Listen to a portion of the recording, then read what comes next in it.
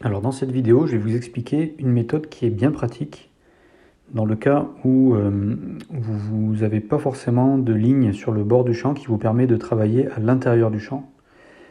C'est-à-dire que vous voulez travailler selon une droite qui ne fait pas partie du tour de champ par exemple. Donc je vais vous montrer ça.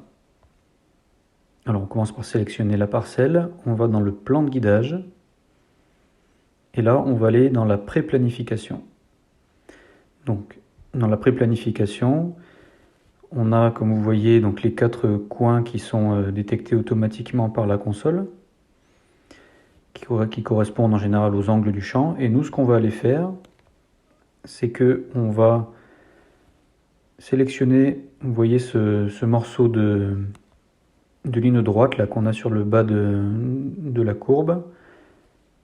On va découper ce morceau-là en mettant 2 coins pour pouvoir utiliser ce morceau-là comme une ligne de référence.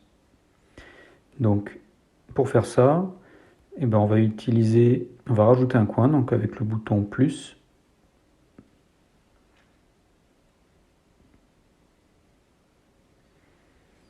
Voilà, on va zoomer et on va aller cliquer là où on veut ajouter le coin.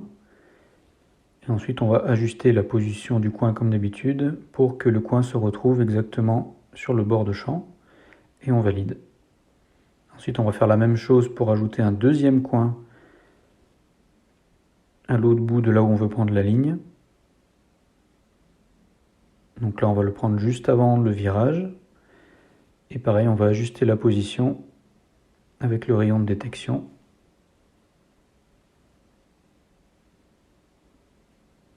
Et on valide. Donc là, maintenant, on se retrouve avec des coins en plus. Et si on va sur la page suivante, on a du coup une ligne, la courbe du bas qui est divisée en trois morceaux. Donc une courbe, une droite et de nouveau une courbe. Donc avec ça, on va pouvoir faire ce qu'on veut. Donc on peut faire ça sur n'importe quel bord du champ et en découper autant de fois qu'on veut. Ça pose aucun problème. Donc une fois qu'on a fait ça, donc la ligne A, c'est bien une droite, donc c'est à peu près logique.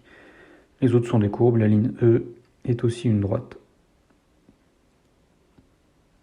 Donc maintenant on valide et on va aller créer un plan de guidage et utiliser cette nouvelle ligne qu'on vient de créer. Donc on va donner un nom, par exemple semi, 3 mètres c'est très bien.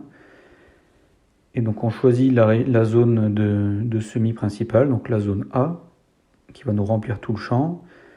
Là pour l'exemple je vais supprimer le jalonnage. Et après on va rajouter comme d'habitude les zones de fourrière.